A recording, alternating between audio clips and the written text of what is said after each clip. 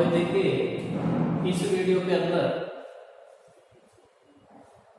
हम डाइजेशन की फिजियोलॉजी को लेकर के क्रियाविधि के बारे में अध्ययन करेंगे।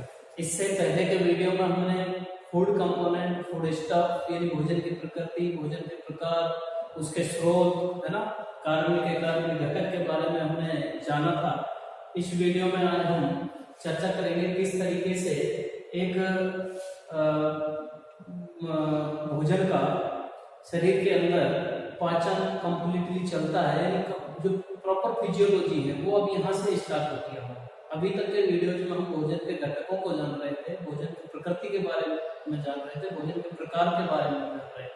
ठीक है, तो देखिए जनरल बात हम ये तो जानते ही हैं कि भोजन के घटक पढ़ लेने के बाद जो भोजन है हमारा, उसमें घटकों के रूप में जटिल घटक पाए जाते हैं, है ना। जटिल घटक पाए जाते हैं किस किस के रूप में? कार्बोहाइड्रेट के रूप में, लिपिड के रूप में, प्रोटीन के रूप में, कुछ सूक्ष्म घटक विटामिन एंड मिनरल्स भी भोजन के अंदर विद्यमान रहते हैं। ठीक है, तो ये सीधा जाहिर होता है ना, ऐसे बड़े और जो जटिल घटक हैं भोजन के, उनको सीधे हमारी कोशिकाओं के द्वारा एब्जॉर्ब एसिमिलेट नहीं किया जा सकता है, क्योंकि वो बड़े हैं, उनका मॉलिक्यूलर वेट बहुत बड़ा है। जैसे हम बात कर रहे थे पॉलीसैकेराइड में, विटामिन, प्रोटीन में, जो कितने बड़े बड़े बहुलक होते हैं, तो उनको सरल घटकों में तोड़ना पड़ता है, उनको छोटे घटकों में तोड़ना पड़ता है ना, ताकि उनका आसानी से कोशिकाएं एब्जॉर्बेशन कर सकें, एसिमिलेशन कर सकें, और ये छोटे घटक कोशिकाओं में जाने के पश्चात, पहुंच जाने के बाद क्या करते हैं, ऑक्सीकरण के द्वारा ऊर्जा यानी एनर्जी देने का या एटीपी देने का हमें काम करते हैं। तो कुल मिलाकर जो पाचन है वो क्या, कैसी क्रिया हुई, तो हम ये कह सकते हैं पाचन एक ऐसी क्रिया है जिसमें भोजन के अंदर उपस्थित जटिल और बड़े घटकों को छोटे और सरल घटकों में विखंडित किया जाता है, तोड़ा जाता है, कन्वर्ट किया जाता है, बदला जाता है। बात समझ में आई होगी। पाचन क्या है? भोजन के बड़े जटिल घटकों को छोटे और सरल घटकों में तोड़ने वाली एक क्रिया है, इसको हम पाचन कहते हैं। तो ये पाचन हुआ हमारा। अब देखिएगा पाचन क्या है कि जो पाचन है वो दो प्रकार का होता है मोस्टली।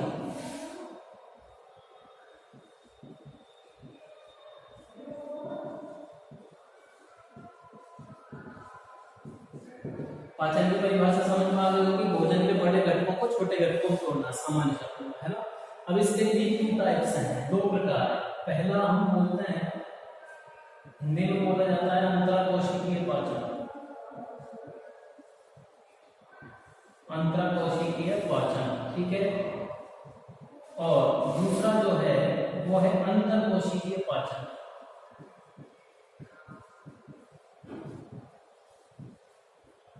अंतरकोशिकीय पाचन। अब देखिएगा दोनों को थोड़ा सा समझना है हमें, कॉन्सेप्ट को समझना। अंतरकोशिकीय पाचन ऐसा पाचन की वो क्रिया है जो कोशिका में संपन्न होती है। कोशिका में संपन्न होने वाला जो पाचन है वो अंतरकोशिकीय है। और यदि कोशिका के बाहर किसी अंग में या ऊतक में पाचन की क्रिया संपन्न होती है तो वो अंतरकोशिकीय पाचन हो जाती है। दोनों में बेसिक अंतर है।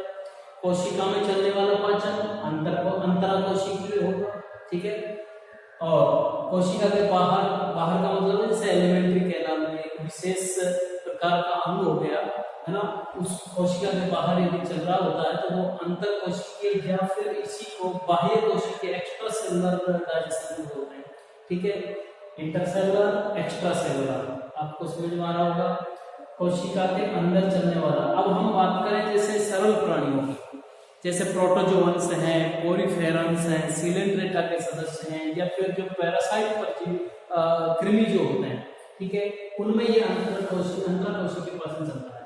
प्रोटोजोअन्स में उदाहरण आपको ध्यान रखने हैं, प्रोटोजोअन्स है, पोरीफेरा है, सीलेंट्रेटा है, और परजीवी जो कृमि होते हैं, परजीवी कृमि आदि, है ना, प्रोटोजोअस तो देखिए यूनिसेल होते ही है, एक ही कोशिका होती है, उसी कोशिका के अंदर डाइजेशन संपन्न हो जाता है। पोरीफेरा हालांकि बहुकोशिकीय होते हैं लेकिन बहुत सरल है, सीधे संपर्क में रहता है, जल में पाए जाने वाले हैं, एलिमेंट्री कैनाल इनमें होते ही है, तो इनमें भी कोशिकाओं में सीधा पाचन चलता है। इसी प्रकार से सिलेंट्रेटा है, परजीवी जो प्राणी होता है इनमें भी सेलुलर होता है। तो मेरे कहने का मतलब यह है इन प्राणियों में अक्सर क्या होता है, देखिएगा जो भोजन है वो भी इनका सरल प्रकार का होता है, भोजन भी इनका सरल ही होता है। अब सरल भोजन को पचाना भी आसान होता है, इसके पाचन के लिए आहार नाल और पाचन ग्रंथियों की यहाँ जरूरत ही नहीं है। तो ऐसे में क्या है, सीधे भोजन को कोशिका के द्वारा फेगोसाइटोसिस या पिनोसाइटोसिस की क्रिया के द्वारा अंतर्ग्रहित किया जाता है, ग्रहण किया जाता है। ठीक है, कोशिकासन और कोशिका पायन आप समझ रहे होंगे, यदि ठोस है तो कोशिकासन विधि के द्वारा, यदि तरल में है भोज्य पदार्थ तो पिनोसाइटोसिस की विधि के द्वारा कोशिका सीधे पदार्थ को अपने अंदर ग्रहण कर लेती है, और धानियों में वो पदार्थ इकट्ठा रहता है। वो धानी अब जिसमें भोजन पदार्थ संग्रहित है तो उसको खाद्य धानी बोलते हैं, फूड वैक्यूम, है ना। वो फूड वैक्यूम कोशिका द्रव में इस तरीके से गति करती रहती है, घूमती रहती है कोशिका द्रव के साथ। और पाचन कैसे होता है, उसके लिए जो लाइसोसोम पाया जाता है कोशिका में, लाइसोसोम में अनेक प्रकार के जलपघटनी एंजाइम पाए जाते हैं, पाचनकारी एंजाइम पाए जाते हैं, उनकी सहायता से वो भोजन पचता है, और इसी तरीके से एसिमिलेट पूरी कोशिका में एसिमिलेट होता रहता है। तो ये तो बिल्कुल जनरल और कॉमन सामान्य सरल जंतुओं में चलने वाला सरल प्रकार का पाचन है। अब देखिए हम बात करते हैं अंतरकोशिकीय पाचन की, इसको हम बाह्य कोशिकीय भी कह सकते हैं। और मैंने बताया बाह्य कोशिका के बाहर किसी अंग में चलने वाला पाचन है, और मोस्टली ये पाचन कहाँ चलता है, आहार नाल के अंदर। तो आपको ध्यान रखना है, ये जो पाचन चलेगा ये आहार नाल में चलता है ना, आहार नाल में चलता है। और ये इस प्रकार का जो पाचन है ये सभी जटिल जो जीवधारी है उनमें ये पाया जाता है।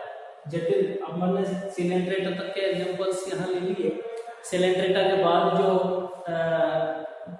प्राणी आते हैं वर्गों के, ठीक है, आर्थ्रोपोड्स है, मोलस्क है, एनालिडा है, कशेरुकी है, ट्यूनिकेट है, जो भी है वो सारे इसके, मोस्टली हम इसका उदाहरण ले सकते हैं कशेरुकी प्राणी। और अब इसका मतलब ये नहीं है कशेरुकियों में बाह्य पाचन नहीं होता, कशेरुकी के भी बहुत सारे उदाहरण है, सिलेंट्रेटा के बाद वाले वर्ग नहीं, जैसे एनालिडा, मोलस्क, आर्थ्रोपोडा, उन सब में भी यही चलता है बाह्य कोशिका। लेकिन कशेरुकी प्राणी, चूंकि हम जो फिजियोलॉजी आगे पढ़ेंगे वो भी कशेरुकियों का एग्जांपल लेकर के हमें समझनी है आगे, ठीक है। अब कशेरुकी प्राणियों में तो देखो आहार नाल पाई जाती है, और आहार नाल विशिष्ट प्रकार का अंग है जो मुख से लेकर के गुदा तक विभिन्न भागों में डिवाइडेड होता हुआ पाया जाता है हमारी उदर गुहा के अंदर। और कई प्रकार की पाचक ग्रंथियां पाई जाती हैं, जैसे लीवर, अग्नाशय वगैरह है। लार ग्रंथियां भी कशेरुकियों में पाई जाती हैं, उनका अपना रोल होता है जो पाचक एंजाइम्स मोचित करके आहार नाल में छोड़ते हैं, जिनसे भोजन का पाचन किया जाता है। ठीक है, तो आपको ये बात समझ में आ गई। अब ये सरल प्रकार का और ये जटिल प्रकार का होता है, क्योंकि इसमें अलग से अंग है जिसमें पाचन की क्रिया होती है। बड़े जो फूड स्टफ्स हैं जैसे ग्लाइकोजन है, स्टार्च है, इनका पाचन में प्रोटीन्स हैं, इनका पाचन किया जाता है। बड़े घटक के सरल घटकों में तोड़ना पड़ता है, तो एंजाइमों की यहाँ जरूरत होती है। एंजाइम्स की सहायता से आहार नाल के अंदर भोजन के बड़े घटकों को सरल घटकों में विखंडित कर दिया जाता है, और ऐसे सरल घटक आसानी से कोशिकाओं के द्वारा एब्जॉर्ब कर लिए जाते हैं, जो कोशिकाओं में जाने के बाद एनर्जी जनरेट करते हैं, एनर्जी देने का हमें काम करते हैं। ठीक है, तो देखिए कशेरुकियों में हम पाचन को जब समझेंगे तो कशेरुकियों में जो पाचन चलता है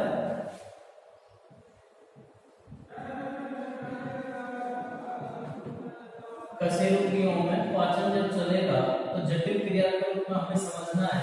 दो चीजें हमें यहाँ ध्यान रखनी है, एक तो आहार नाल, क्योंकि कशेरुकियों में आहार नाल के अंदर एक्स्ट्रा सेलुलर यानी बाह्य प्रकार का पाचन पाया जाता है, तो आहार नाल वहां पर होगी। और और इसके साथ साथ पाचक ग्रंथियां पाई जाती हैं। पाचक ग्रंथियां यहाँ पर पाई जाएंगी। पाचक ग्रंथियों से पाचक रस निकले, है ना, जिनको हम एंजाइम कह सकते हैं, और वो एंजाइम सीधे आहार नाल में छोड़े जाते हैं।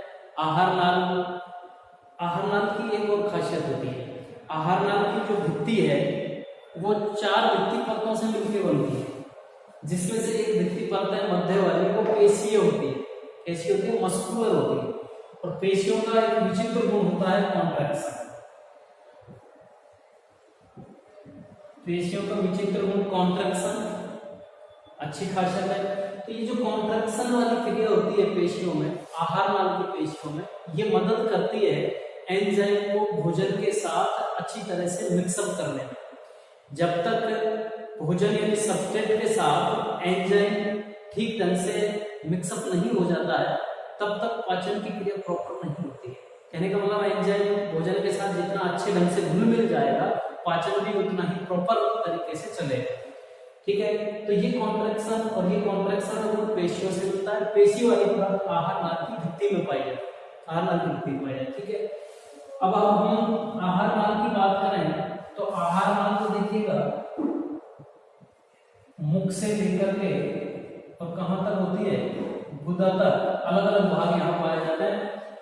मुख से लेकर मुख गुहा होती है, फिर ग्रसनी होती है, ग्रसिका, आमाशय, ग्रहणी, छोटी आंत, बड़ी आंत, रेक्टम, एनस, इस तरीके से इसके जो पार्ट होते हैं उनमें हम एक एक पार्ट को लेकर के डाइजेशन की फिजियोलॉजी को समझने का प्रयास करेंगे। ठीक है, लेकिन इससे पहले हमें डाइजेशन सिस्टम को एक चित्र के माध्यम से थोड़ा सा यहाँ समझना होगा।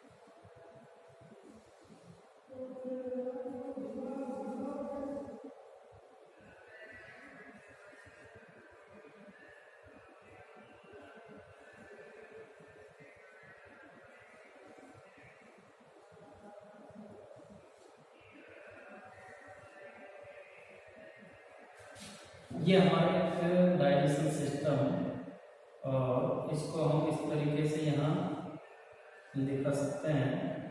यहाँ पर गार्गुलेटर होता है, इससे एक वाहिनी इस तरीके से निकली होती है।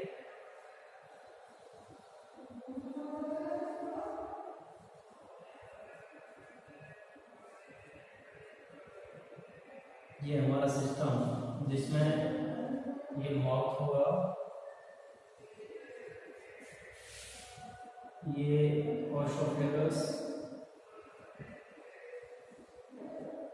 ठीक है, ये फेरिंक्स होती है, यहाँ बकल कैविटी होती है, उसको हम यहाँ ये स्टमक, ये लिवर,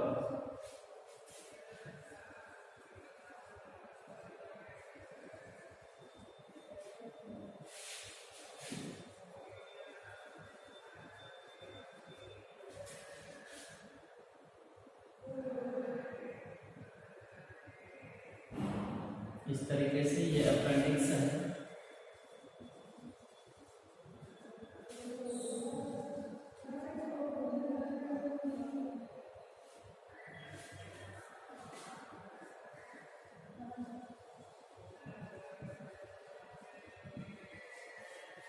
ये इलियम स्मॉल इंटेस्टाइन का और इसको कॉलम बोलते हैं।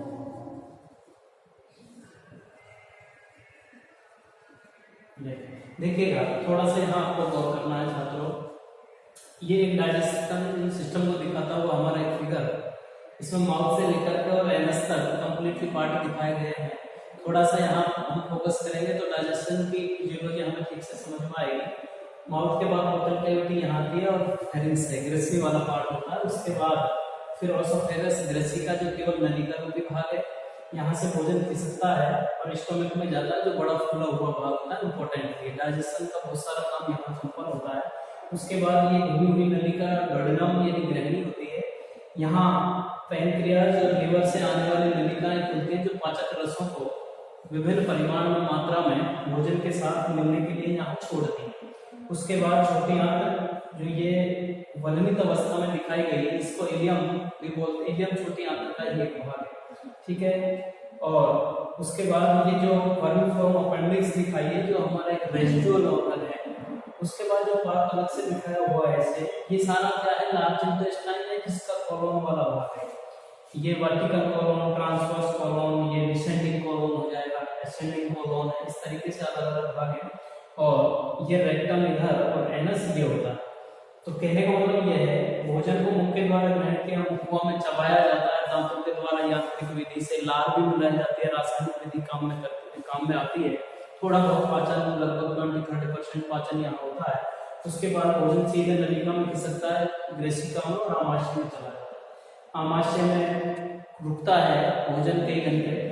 डाइजेशन की बहुत अच्छी तरह से क्रिया यहाँ संपन्न होती है, क्योंकि यहाँ गैस्ट्रिक ग्लैंड्स पाई जाती है, जो विभिन्न मात्रा में प्रोटीन पाचक का एंजाइम्स और कुछ मात्रा में कार्बोहाइड्रेट का पाचन भी यहाँ होता है। वो पाचन की क्रिया विधि हम एक एक पार्ट को लेकर के जब डिस्कस करेंगे तो अलग से समझेंगे। ठीक है, मैं आपको समझना है पार्ट क्या क्या है।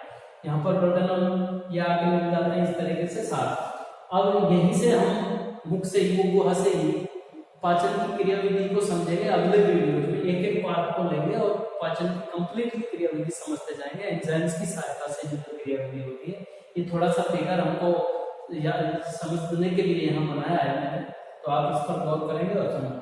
नेक्स्ट वीडियो में हम इनको एक एक पार्ट को लेंगे और डाइजेशन की फिजियोलॉजी को एक बारीकी से समझने की कोशिश करेंगे। ठीक है।